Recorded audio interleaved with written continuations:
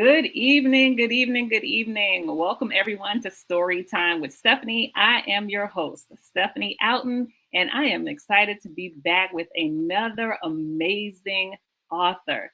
Storytime with Stephanie is our platform where we get to share the transformative, healing, powerful stories of new, upcoming, existing authors that want to be able to share their stories out into the world. And we are a platform for book lovers, storytellers, those who really love to engage in the writing process. This is all about you. And so you can find Storytime with Stephanie on our YouTube channel at It's Storytime with Stephanie. You can find us on all of your major podcasting platforms at Storytime with Stephanie. Just look for my face. And we would love for you to subscribe to our channel on YouTube. We want to see you post reviews about our show. We have powerful stories that really do inspire. And so tonight is no different. We have author Shakira R. Thompson with us. Shakira was born with a spark of romance in her heart. Shakira R. Thompson has an unwavering passion for all things romance. She crafts heartwarming stories that feel real and true while transcending barriers. As the founder and visionary behind Love Story 365, she fearlessly leads a movement inspiring romantics like herself to embrace intentional romance and its transformative power. With unwavering faith and a guiding hand, she compellingly believes love is no mere coincidence. It is a divine masterpiece crafted with purpose and intention. God doesn't leave romance to chance, so why should we? Shakira seeks to unlock the dormant potential within your romantic relationships. And she invites you to immerse yourself in the rich tapestry of Love Story 365's curated content, experience the profound beauty of romantic connection, and reignite the sparks of desire and love for yourself first. Visit www.lovestory365.com and surrender to a captivating world where love blossoms and souls intertwine. Shakira invites you to embrace the promise of intentional romance, a promise that will forever change the course of your love story. And Shakira is the author of The Flirtatious Couple. Y'all see it? Y'all see my notes all over the place. I love this book. So I'm excited to talk to Shakira, my friend, my sister, this amazing author, Shakira R. Thompson. Are you with us? I am with you. Hi, Shakira. How Hi. are you? I am doing fantastic. I am doing so fantastic and so happy to be here with Storytime with Stephanie. Oh, well, we are so happy to have you. Thank you for being here. I've been sharing that you and I go way back. We actually used to go to church together in Orlando. Yes. Yes. Tell us a little bit just about your journey. You have 9 books already, right, Shakira? Yes, and I like to say 9 with my name on it. Because I started this probably about 15 years ago. Okay. When my youngest daughter, she was about 9 months old, and I kind of started where it started with one book where someone said, "Hey, I'd like to see if you could help me with my book." I wrote a book and I'm like, this isn't anything that I do, but I'll take a look at it, right? Mm-hmm. So I was deep into mommyhood at that time. I was doing the mommy Bible studies, all the mom clubs, all the play dates, everything you could think of. And so when I got the manuscript, it wasn't in a place where I thought it would be for the masses. So I kind of wrote over the top of it. I massaged the content. I turned it into a book I would want to read. Okay. And then the next thing I know, when they released the book, people started saying, "Well, who helped you?" And it was like, "Oh, well, this person did." And so people started calling, and I'm like, "Hey, this isn't what I do." And it just kind of went from there. And my oldest daughter at the time, when she was 6 years old, I was working on someone else's book, and she came up to me and she said, "What are you doing? Working on someone else's book?" She was like, "Wait a minute now." Yeah. And I said, on your own. "Yeah, I am, in fact." And she looked at me eyeball to eyeball and she said, something about that just doesn't seem right. Let me know when you write your own book. Okay, 6 years old. She was 6. and, and so it took me probably, if she was 6, that was 2012. It took me 2 more years before I wrote my own book with my name on it. Oh, well, I'm so glad that from the mouth of babes, you were able to turn that into something for yourself. Yes, and a child shall lead them, right? Yes, absolutely. So this book right here, Shakira. Yes. This book, The Flirtatious Couple. Yes. One thing I want to say first is, girl, you are creative. You are creative. So before we actually talk about the book, tell us, what was the impetus for this book? What kind of brought you to the place of writing this story of these 3 couples and their experience of really bringing romance into their marriages? So, I feel like context is important. Okay. Yes. So I'm going to try to say this in like the shortest story possible. But 2022, unfortunately, I was a victim of identity theft. Someone broke into a car that I was traveling. It wasn't my car. I was traveling with someone, and they broke into the car. They did a smash and grab, stole my purse, my cell phone, and then subsequently my identity. And during that time, that was Martin Luther King weekend, actually, of 22, I really struggled with that. And it was to the point, like they literally took over my whole entire digital footprint.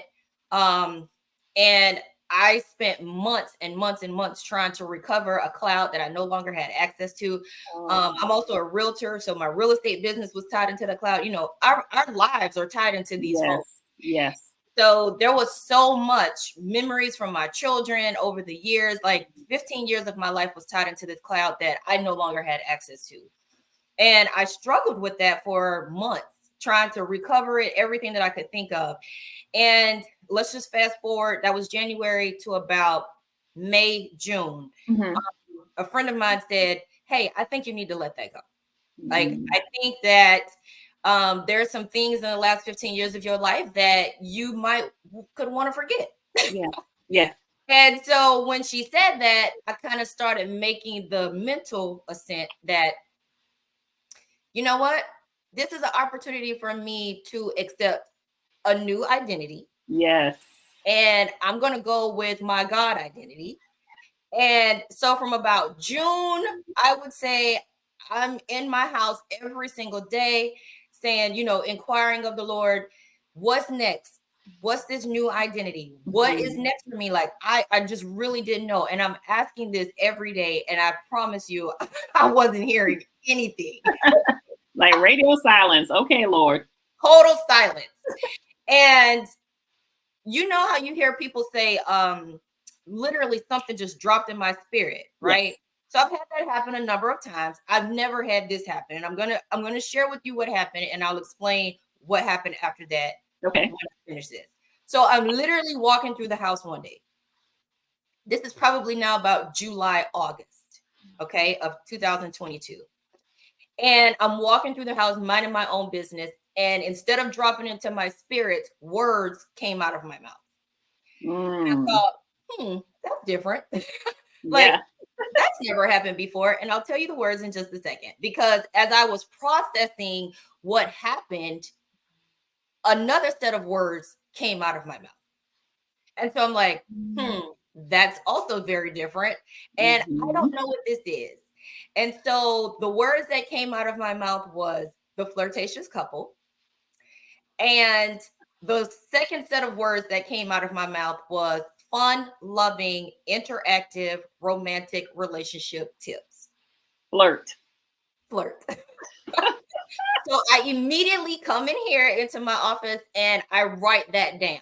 And I say, Lord, I have no idea what this is, but I do know one thing. I know it's a book because I know how to write a book. Yes. Oh my gosh. all I can tell you is generally, and I know you can attest to this because you're an author yourself, as well as Yes. helps countless other authors birth their stories. Yes. But generally, I can have an idea of what the story is going to be. I didn't have anything. All I had was the title. Yeah. And I tell people all the time, this book is a miracle because I just sat down and surrendered. Yeah.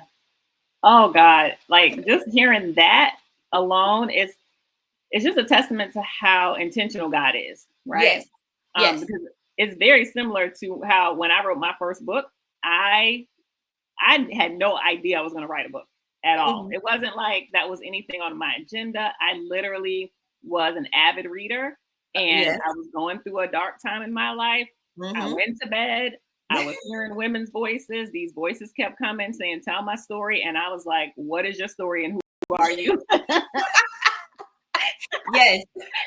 And the title came, Is This the Way to Joy? And it was because of the questions that I had been asking God. Is this the way? Do I have to go through all these things to get to joy? Is this the way to joy? And right. He said, yes. And hearing that and hearing what you said, I'm just like, that is how intentional God is, because he will birth a book and out of you. And you're like, I didn't even know one was in me. Yes. And so here you got this title. Yes. Here you got those words that equate to flirt. And you had no idea what direction you were going in. So what happened next? What happened next was from about August to November, I wrote this book. So the book was actually written, I finished it in November of 22. Okay. And I then was trying to figure out, okay, now what? Because I still, like, I'm telling, when this happened to me, that incident happened to me, I completely came offline. I came off the internet. Like, I was so afraid of just, like, I was scared. Because it got to a point where when they stole my purse, the ID that I had in there had an old address. So I wasn't really worried. Okay. Thank God. Huh? Thank God for that.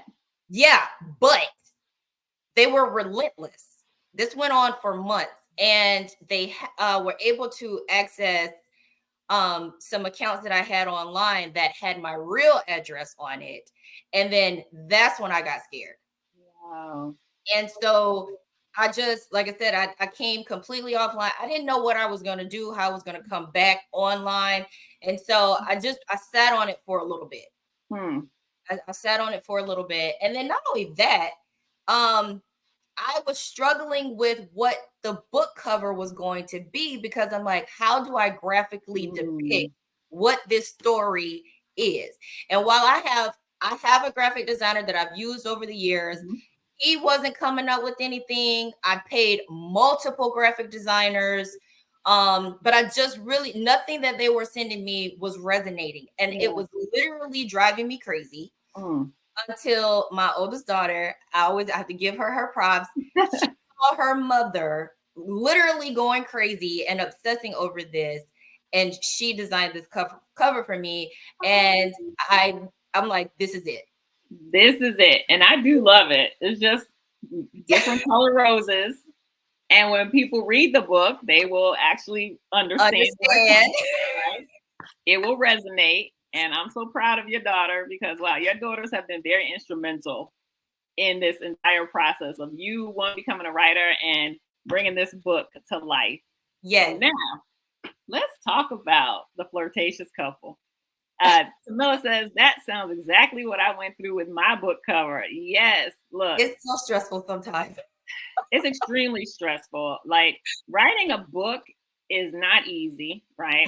Some people feel like, oh, you could just write a book.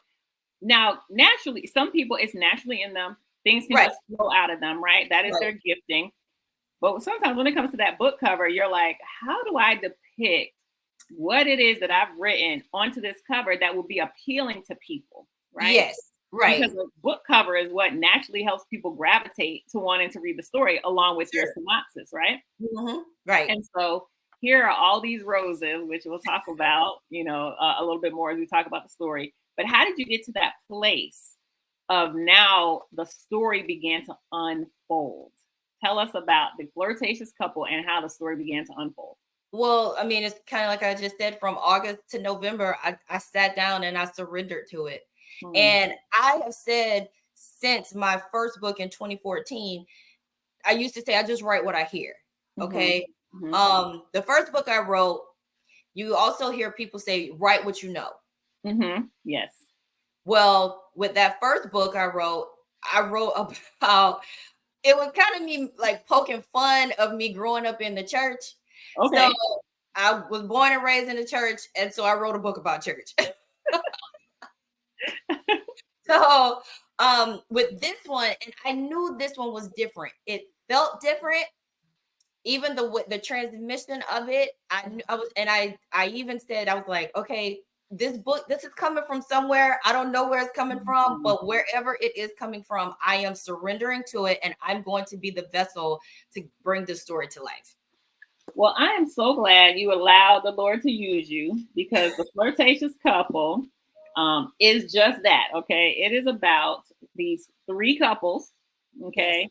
Ultimately, we learn that more couples get involved, but it starts with these three couples who are, in some ways, childhood friends. yes, They've come up, grown up through life together.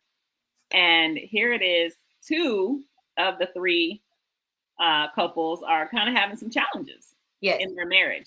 One of Mm-hmm. the couples seems to have found the secret recipe around how to kind of keep their marriage going because they're very flirtatious, right? They're very flirtatious.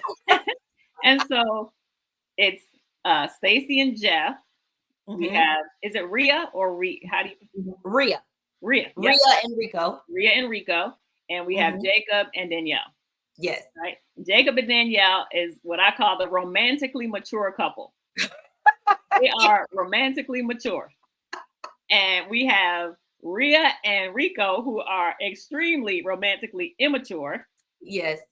And Yes. we have Jeff and Stacy, who are kind of in this conundrum of we don't even know why we're here, why we exist, and why we're together.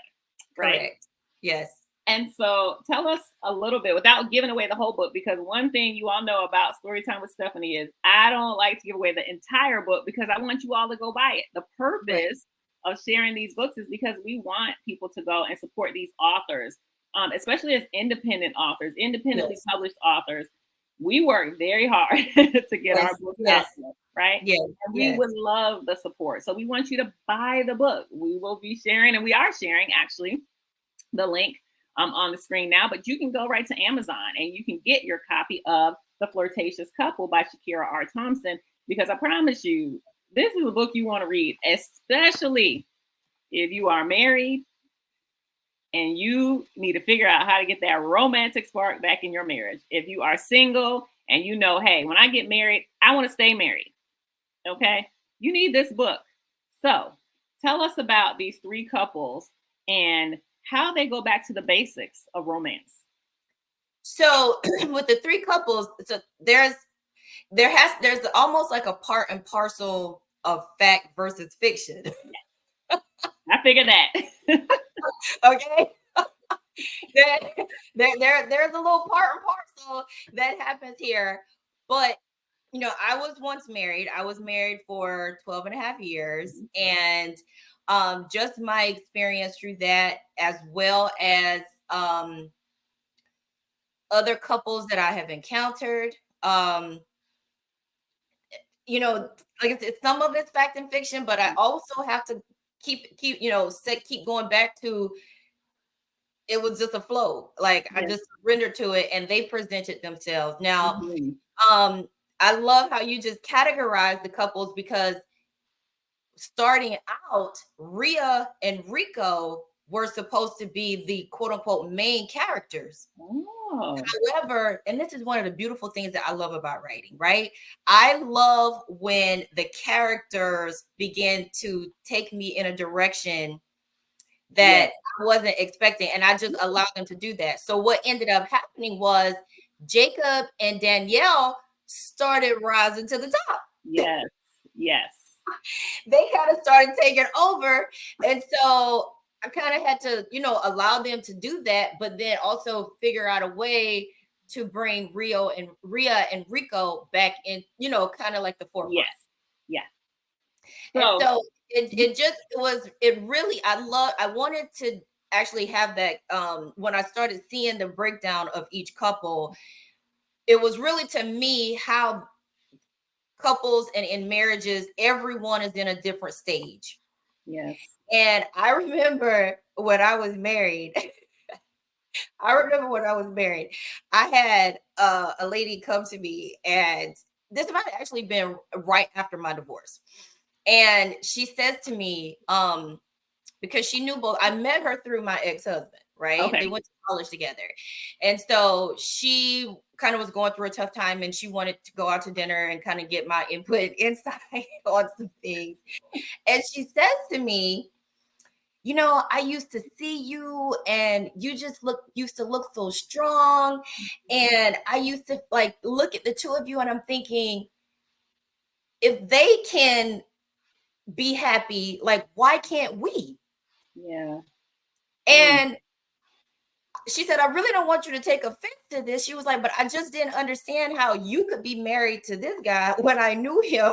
And and then me and my husband, can't get there. And I'm like, listen, I'm not offended at all. In fact, I need to apologize to you because you thought I was your bar. Ooh. Oh my God. Yeah. I'm like,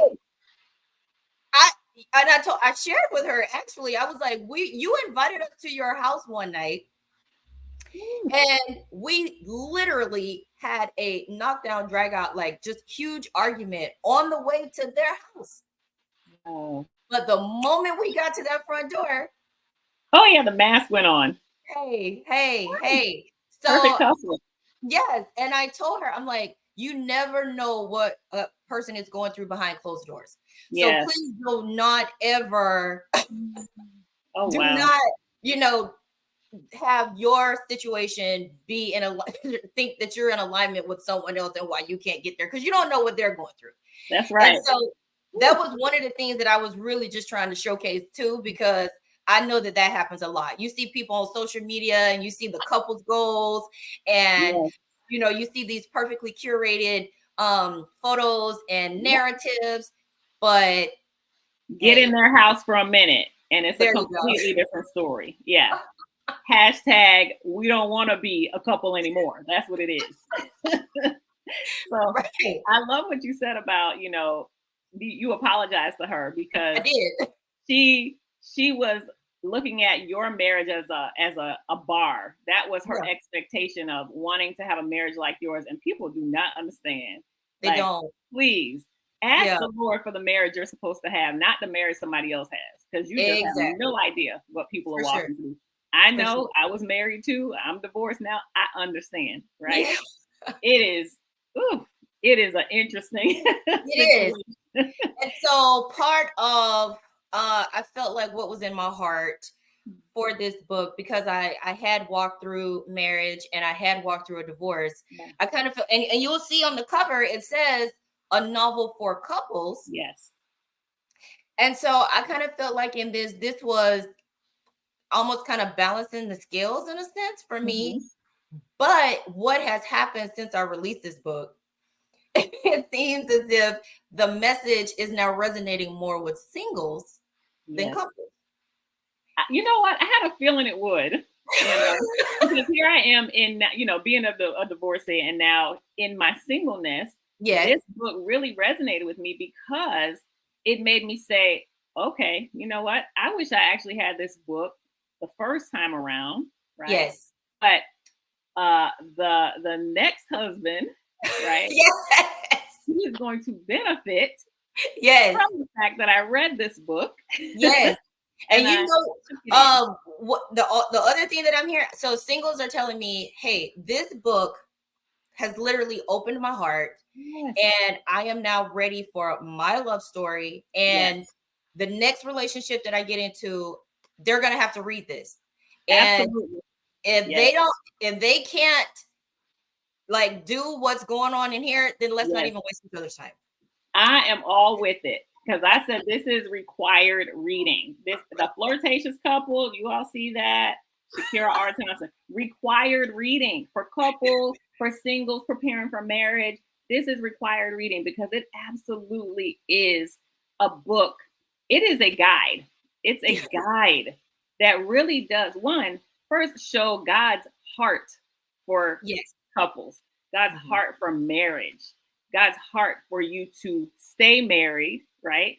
And be able to introduce things into your marriage that allow the spark to be there, right? Yes. When you didn't know that it actually still existed. It's that water that is pouring onto that dried up seed that needs to be revived.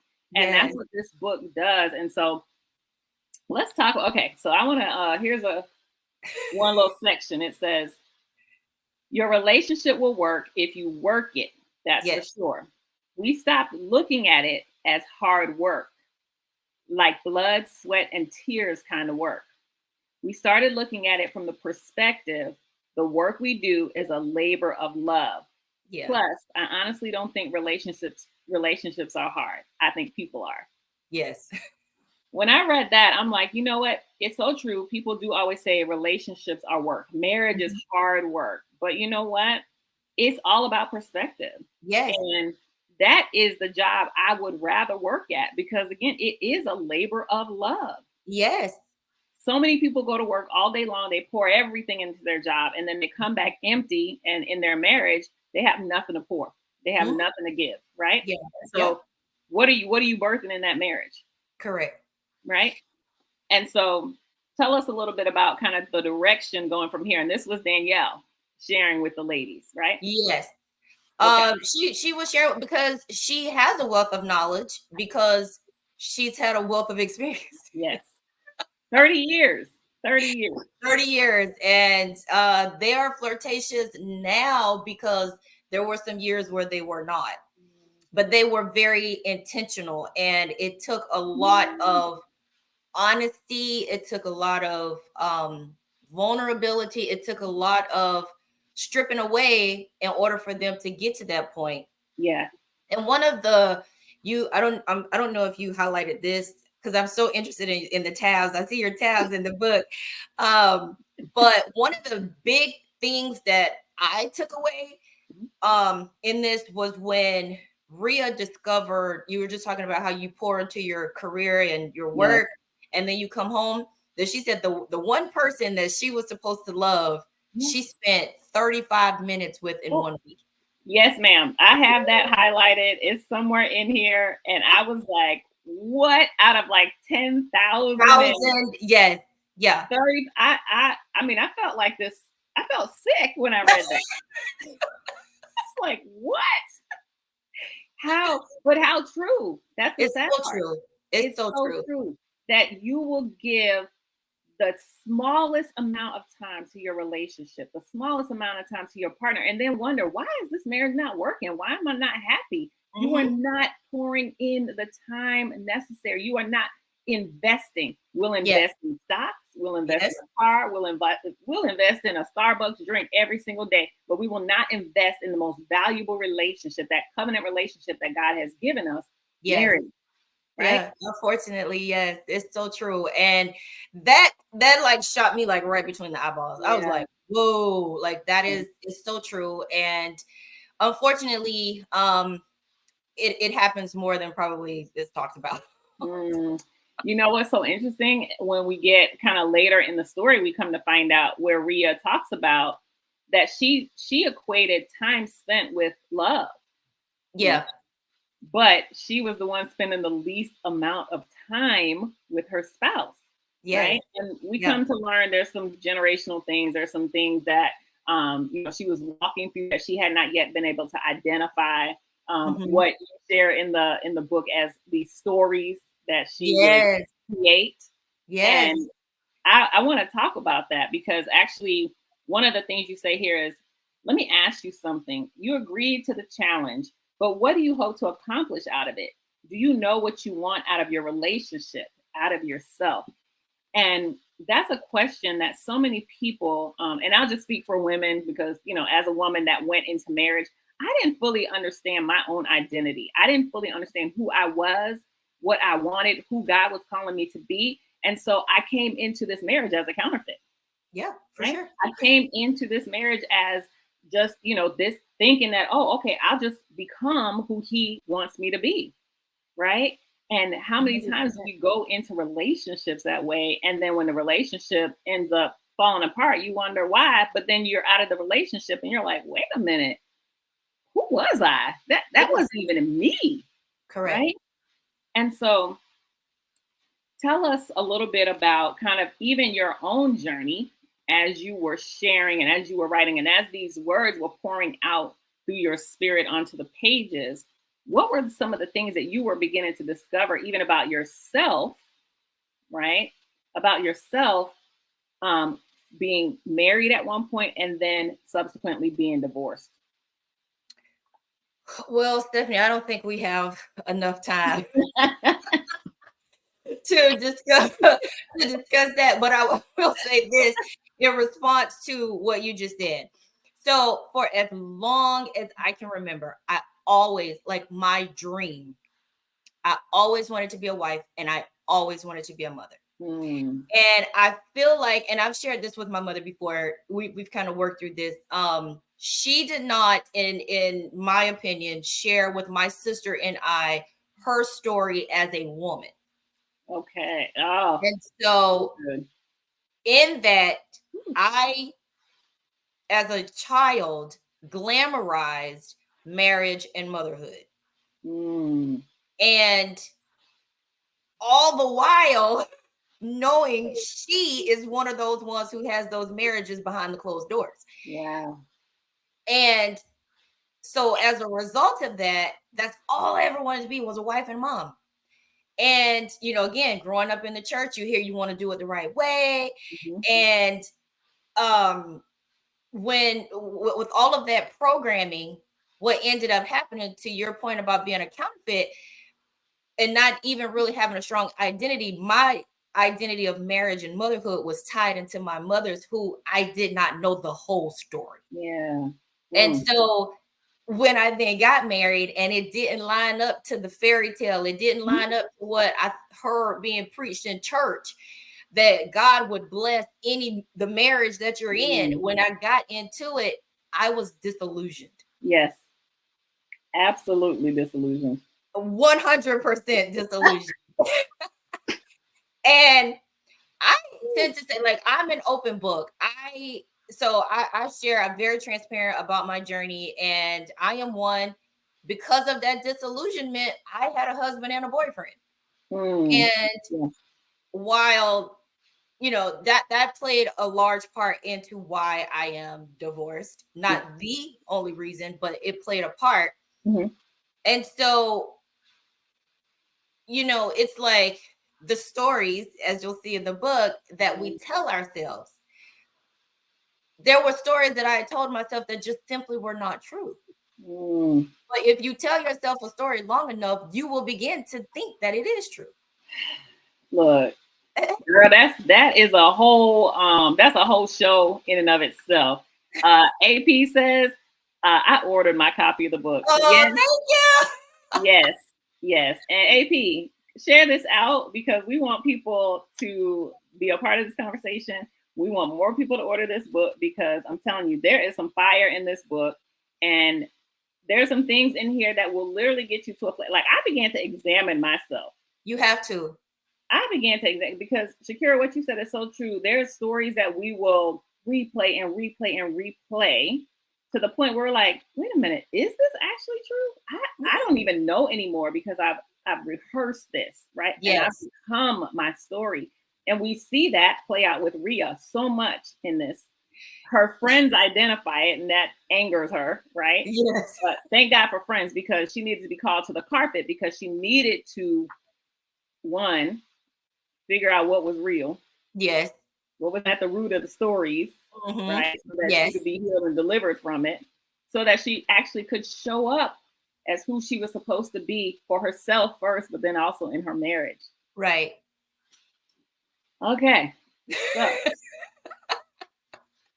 I'm telling you this. I got highlighting. I don't know if they can see that, but I got highlighting everywhere in this book. Okay. So here we are. Let's talk a little bit Okay. about the experiment. So Danielle comes to her two girlfriends, to Yes. Rhea and to, why did I just Stacey. draw? To Stacey. Yeah. It says, They get a little confusing because they kind of almost start overlapping it a little bit. yes. But yeah, they get a little confusing. Yes, it's okay. But they come together, and Danielle basically invites them into this experiment. Yes. Right?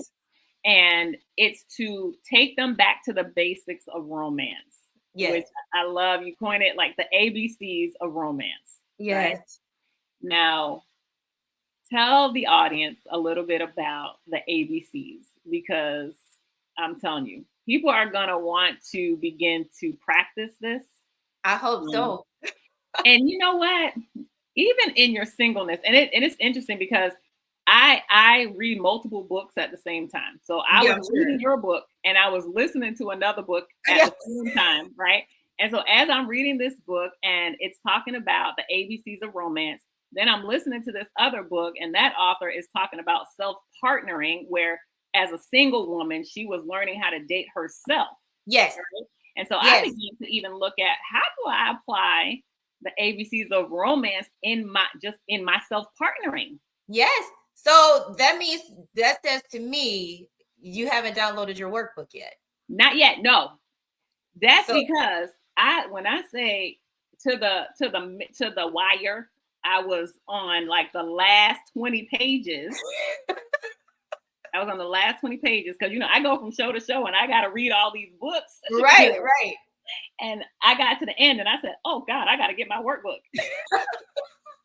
I got to get my workbook.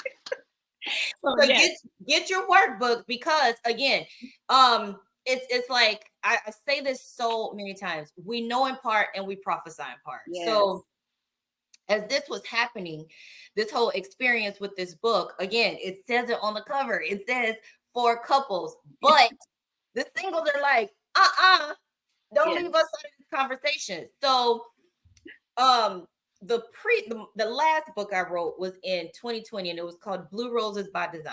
Mm-hmm. And on just one day, out of the blue, 4 different women found me on Instagram. Mm-hmm. And one lady says to me, do you have a workbook? Because I feel like I need to work through some of the stuff that you have in this book. And I'm like, oh, no, I don't. Like, a workbook. I need to do a workbook. And so I was getting ready. I was in the process. I was going to try to do one. Mm-hmm. That was in 2020. And that happened like right before the worldwide pandemic and the whole world shut down. Yeah. And that didn't happen. And so when the Flirtatious Couple came about, I said, you know what? I'm not going to wait for a person to ask me if I have a workbook. I'm going to create the workbook alongside as I write the novel. And so again, this was intended for couples, but what I had to end up doing was splitting it.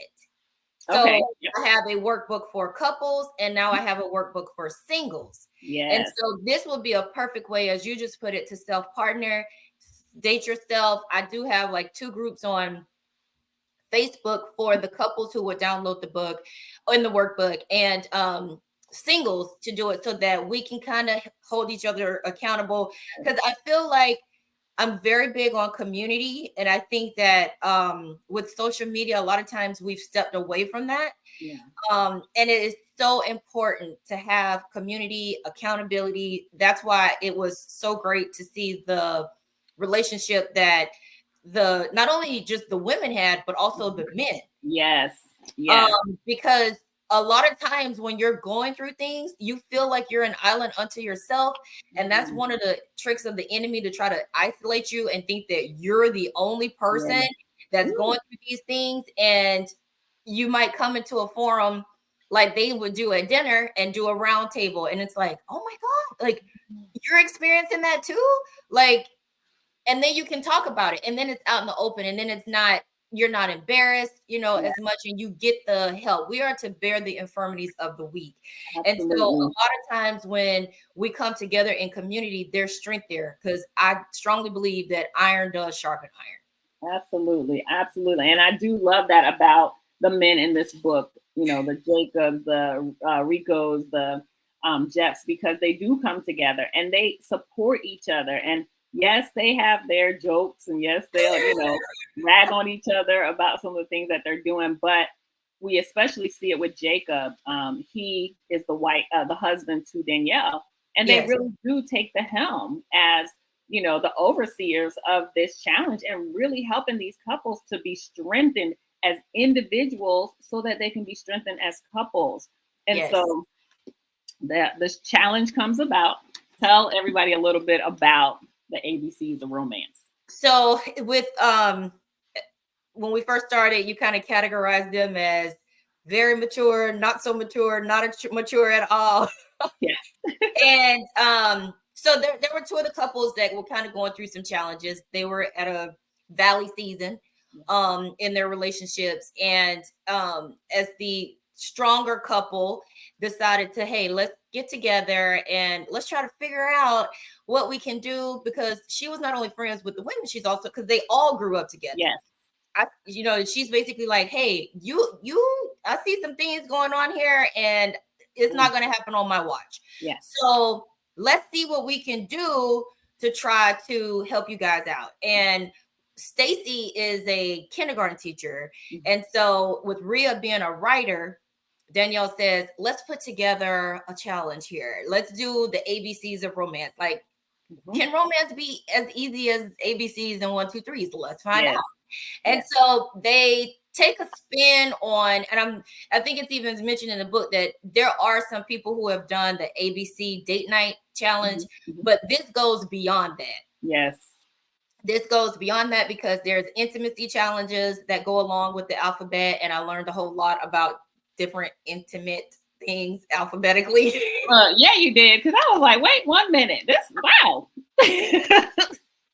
Like, Shakira, girl. I was like, okay.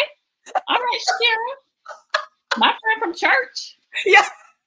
Okay. Go, girl. Yeah. So, and what it did was it taking a letter of the alphabet, and they decided to do it weekly. Yes. That took them on a whole 6-month journey of being very intentional and exploring all of the aspects of what each letter of the alphabet could do. And in that, the possibilities are endless. I mean, it's really up to your imagination. I mean, there are some ideas in there to kind of give people ideas, but you can make this and create this thing to be your own. You can do it multiple times. Like, this isn't a one and done, but it is a catalyst for you to become intentional. And I think a lot of times people think that romance is such a big word, and it's not. It is simply how you choose to express love. And in whatever way that means. I mean, yes, a lot of times when we think about romance, it's the big gestures. It can be, but it doesn't have to be. A lot of times it's really in the little small things that make the difference. And I love that, there were things that they were supposed to be doing kind of just for themselves as couples, but then they came together as groups. Yes. And they did things together, right?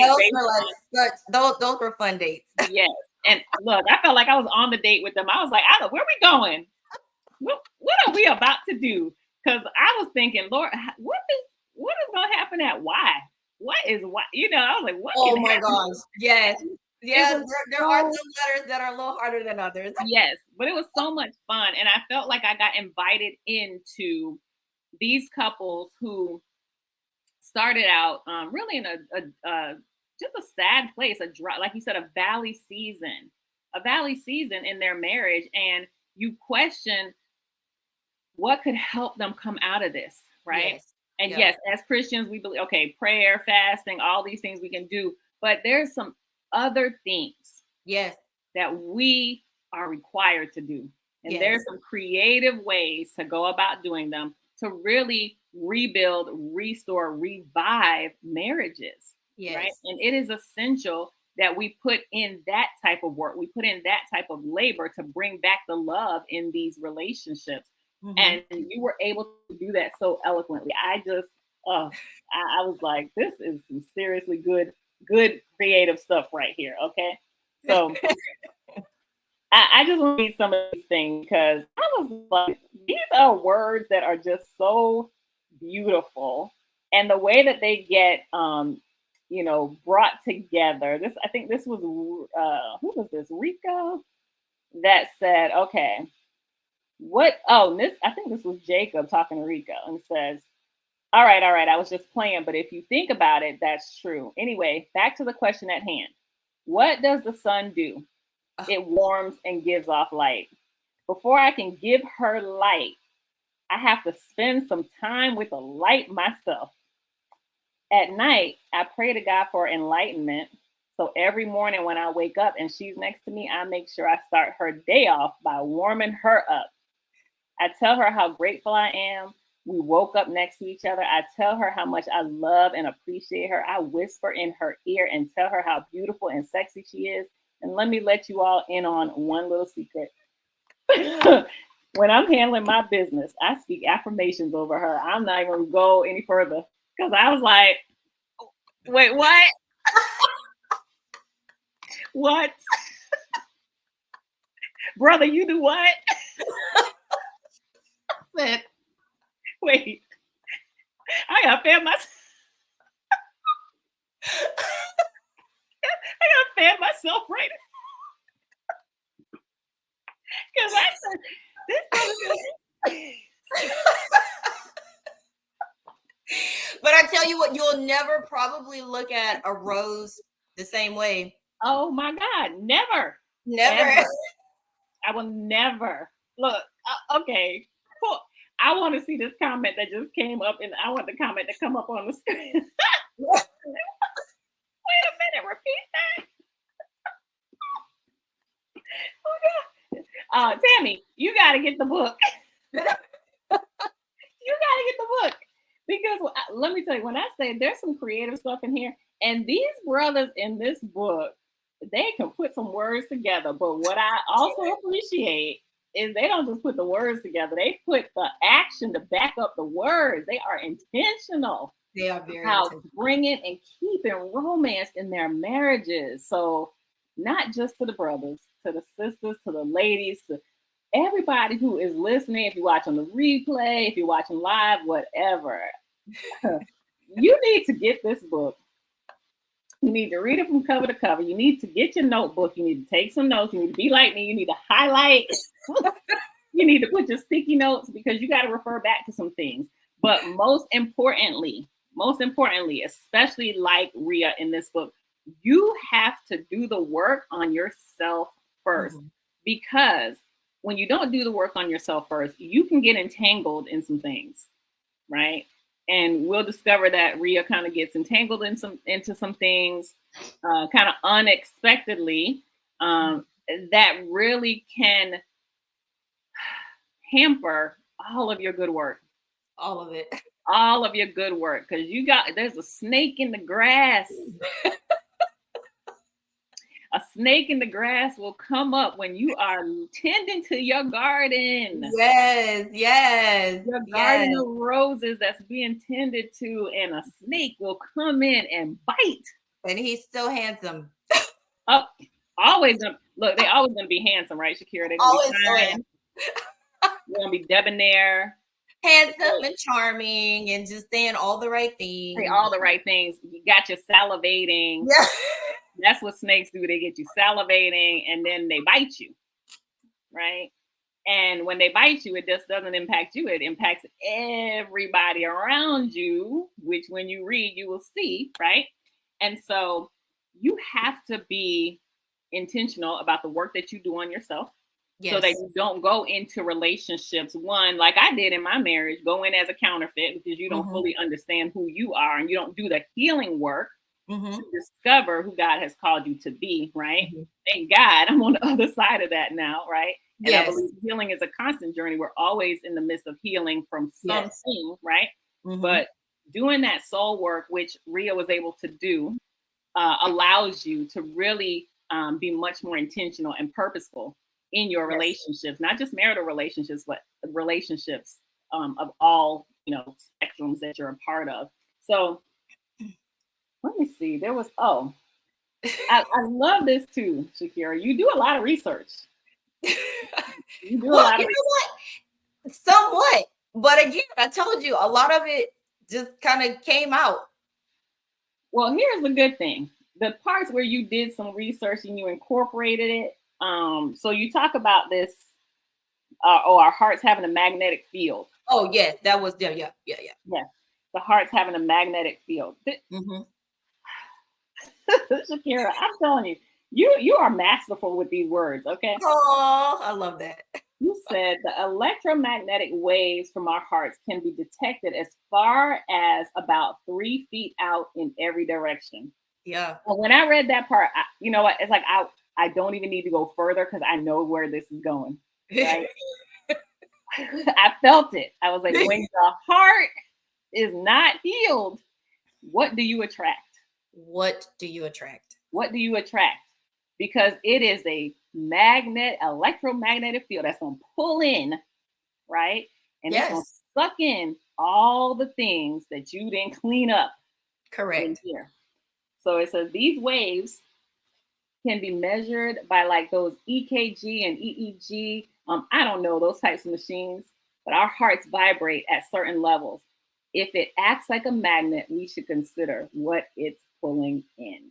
Yes. Ooh, If just knowing that will begin to make you more intentional, I think. absolutely. Absolutely. It will definitely make you much more intentional.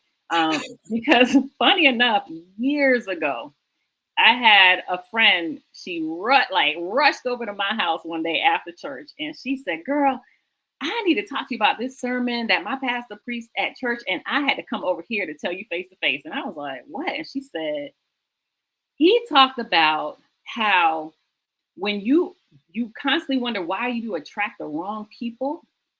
And he talked about how it's like you have this magnet, not on your heart though. The magnet is just like right here, like it's just right there, and it's just this thing that's pulling the wrong things to you. And it took me back to that conversation. So I was like, oh my God. But it's so true. If we don't do the work to clean up our heart, we're just going to keep attracting the same things over and over and over. And we're going to keep pouring out the same things over and over into the people who are around us. And so I love the fact that you were able to take not just Rhea and Rico, but also Stacy and Jeff. We got to see that. And Jacob and Danielle. We got to see them going through their own journeys, right? To be able to discover some new things about themselves. We will see one of the male characters be able to experience mirror work. Yes.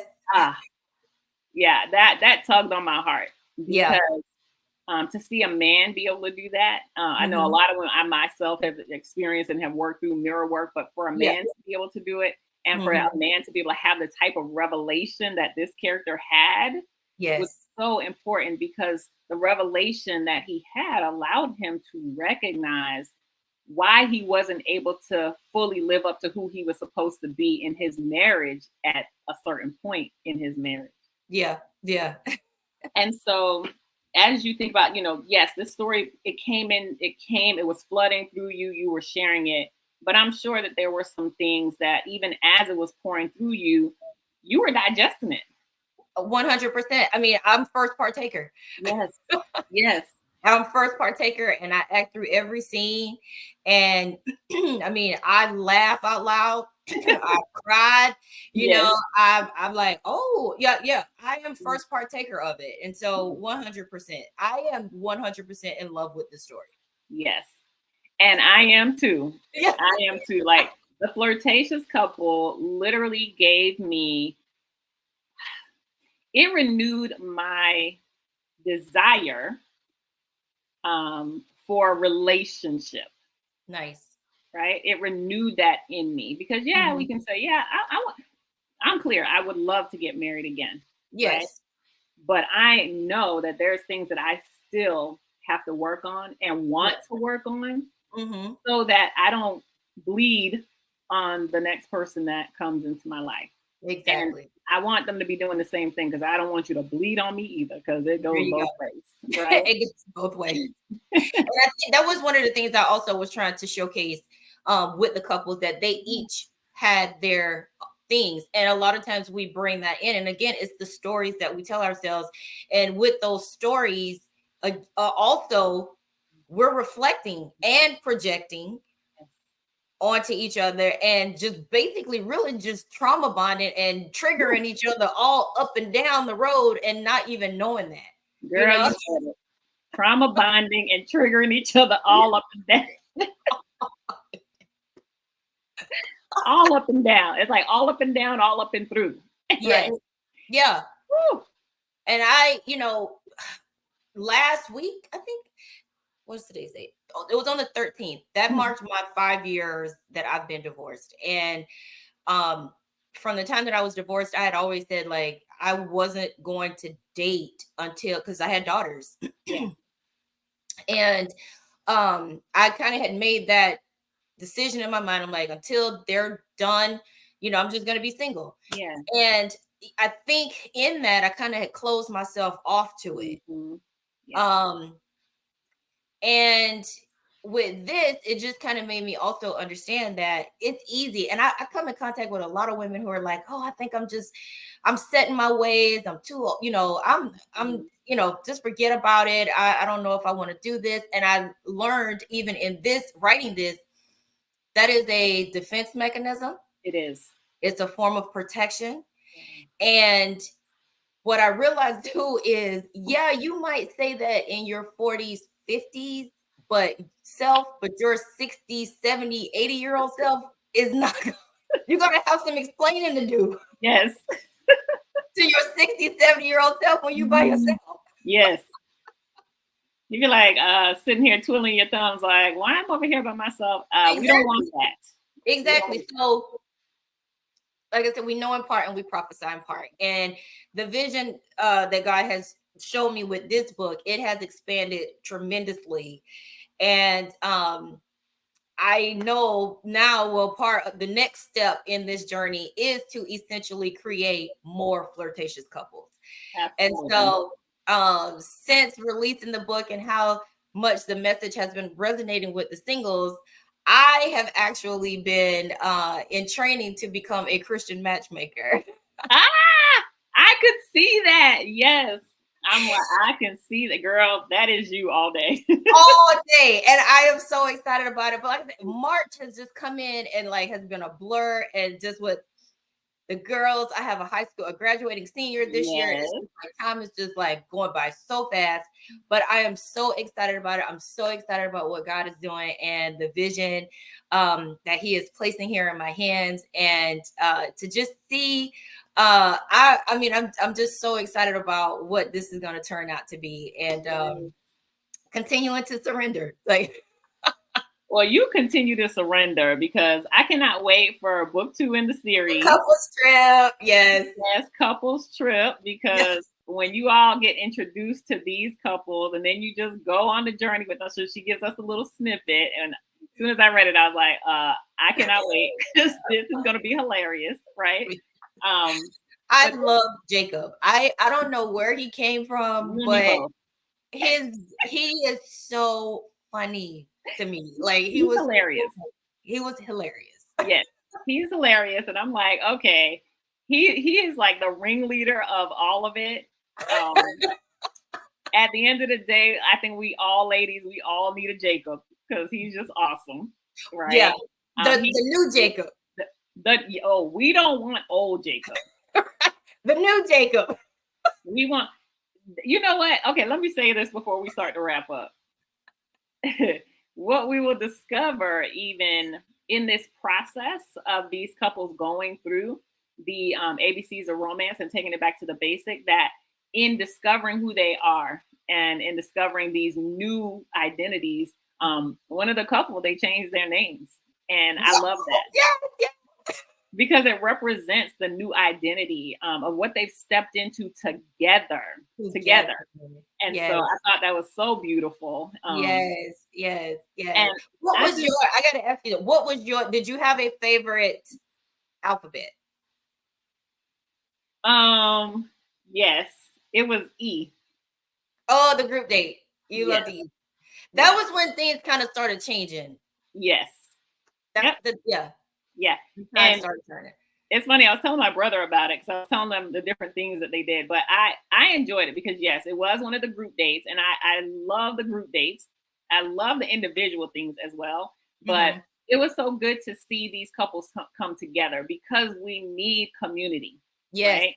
When Yeah. you are married, and I understand that from the time that I was married, when you are not yoked up with the right couples to be able to Mhm. support you in marriage, Mhm. it's not helpful. Yeah. Right? It's just not helpful. So you do need to be yoked up with the right couples, with married couples who are not just invested in their own relationships, but invested in yours as well. And so that's Yes. why those group dates really it just inspired me so much because I said, wow, I look forward to having those types of married couples in my Oh, life that will be able yeah. to influence the growth and maturity of my marriage, my relationship. And so, Yeah. yeah, he was one of my favorites. Why it was hilarious that I'm telling you because I was looking for it. I was like, what is this going to be? What is this going to be? But each of the dates were so amazing, so creative, Mhm. and really just started sparking some things in me to prepare Good. myself, Yeah. right, But I for think my even with you saying that, like, the whole community thing, how once and even because everybody's in a different stage, relationship. how they were all then able to pour into Benny, Yes, which yes, was they were even a newlywed couple, and the honeymoon phase was like already over. yes. Like, wow, this poor couple, like y'all just got married and now y'all, Just got y'all are married. thinking already. And he's got things going on in him that he hasn't even confessed to his wife, and he's mad at her about. And it's like, what are you doing? Yes. But it took the guys to basically be like, you might want to run that back a little bit. Like let's kind of peel this back and figure out what's really going on here. So Mhm. I really think that we need community, and to be able to have a community of flirtatious couples, I think just makes the world a better place. Yes, we need the flirtation. What is it? Flirtation Nation. There you go. Yes. Flirtation Nation. So, Shakira, tell everybody how they can find you. Tell them a little bit more about Flirtation Nation, how they can be a part, how they can get the workbook, all those things. So within I am not the best at social media, but I am on there. She's getting better. I'm getting better. Yes, I'm getting better. I am on Facebook under Shakira Mitchell Thompson. I am on Instagram as Shakira underscore R underscore Thompson. Love Story 365 is also on both platforms, as well as TikTok. I'm on there as well. Like I said, I'm doing better. I say all the time, people who do content creation, they deserve every penny that they get. Yeah, they do. Yeah. Yeah, they do. So yeah, I am on there. The book is on Amazon. I feel like they are, the whole ecosystem. They're trying to take over the world anyway. So they're Yeah. there. I do have a website, lovestory365.com, but right now it's just pretty much a landing page. So we're getting better because there are some great things that are on the horizon. Like I said, the matchmaking, and we're going to start doing the dates, and just being very intentional with those ABCs with couples as well as singles. So there's some plans in the works for that as well. And just really creating inspirational romantic content. Excellent. Oh, Yeah. I'm so excited. I can't wait for it. Yeah. You must purchase your book, The Flirtatious Couple, so that you can experience the journey of the ABCs of romance and so that you can get the link so that you can Yes. get your The link to workbook. the workbook is in the book. Yeah. Yes, the link is in the book. So you want to get that. There's a link for couples, there's a link for singles. And we want to make sure you use that. I'm downloading mine tonight because, like I said, I was like, oh my God, right at the last minute, I was like, okay, there. Oh, I gotta get a workbook. Yeah. Oh, right. And so I just want to thank you. I want to thank you, Shakira. One, just because of um, your courage again to, like you said, you share transparently about the things that you walk through, to allow yourself to be used as a vessel for God to pour through you, Yes. for couples and for singles. For you to take that next step into Christian matchmaking is so necessary. And just for just continuing the story of these couples, for Yes. giving hope that there is an opportunity to bring romance back to your marriage and to your relationship, that there is an opportunity to revive the things that you thought were lost. Yes. And just to be intentional about one, doing the work on yourself so that you can be intentional about who you are and what you bring into your marriage and your relationship. So I thank you and I applaud you. I love you as my sister, as my friend, as a fellow author. You really did your thing with the Flirtatious Couple. So Thank you. I know.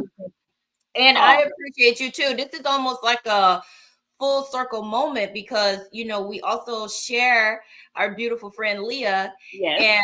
And when I first met Leah, she said, I need you to meet my friend Stephanie. Like, you guys speak the same language. It's almost like I'm sitting here talking to Stephanie. And now we're sitting here speaking some of the same language. So I'm so grateful and delighted to have been on your show and have story time with you. And let's help create these flirtatious couples. Yep, we are. I'm joining the Flirtation Nation. Okay. Flirtation Nation. Yes. We're going to be doing so much more with this book, with this story. I know you have a giveaway as well. You wanted to give away a copy. Yes. For what was the qualifier going to be? So what we're going to do is Shakira is going to be giving away one copy of the Flirtatious Couple. And so if you'd like to be the receiver of that copy, you have to be the first person to send an email to info@stephanieouten.com, info@stephanieouten.com. And all you need to say is, I'm flirtatious. I'm flirtatious. Okay. So what's your address so I can send it to you? Yes. Put your address in there. We'll get that information over to Shakira and she will mail you your copy of the Flirtatious Couple. Look, I'm going to be looking in my emails because I know somebody probably already emailed info@stephanieouten.com to get your free copy of The Flirtatious Couple by Shakira R. Thompson. The story doesn't end here, y'all. Couples trip is coming. Yes. I don't know when yet. Do you know when? I am shooting for September 14th, only because that will be the 10th year anniversary of my first book. Excellent. And I'm actually getting ready to do some cross storylines. Oh, I love it. Yes, I'm so excited about it. It is, I mean, and it's just the way it's shaping up. It's like it's coming out that way. And so, I'm shooting for September of this year. Excellent. Well, I cannot wait. When you do the next book, you will be coming back because we'll continue talking about the Flirtatious Couple, Flirtatious Nation, and Couples Trip. Okay. So, Shakira, thank you so much. Thank you so much for being a part of our show tonight, for just helping us to continue to share the message of transformation and healing, bringing something new to Storytime with romance. I appreciate you. I value you as an author. I value you as a storyteller. And I just thank you for being able to share this story with our viewers, with our platform on Storytime with Stephanie. So thank you for being here with us tonight. So hang around and I'll be backstage with you in just a second. Okay. All right. So everyone, thank you again for watching Storytime with Stephanie. This has been such an awesome time with Shakira R. Thompson. And I just want to leave you with this, which is a quote from her book. It says, "We want to create our love story with hearts that are healing rather than reeling. We're ready to open our hearts to a new story." So I want you to be ready with your heart, because that's what it's all about. So this has been Storytime with Stephanie. I'm Stephanie Outen, your host. You can catch the replay on our YouTube channel at It's Storytime with Stephanie. And we will see you next time for another great show. Good night.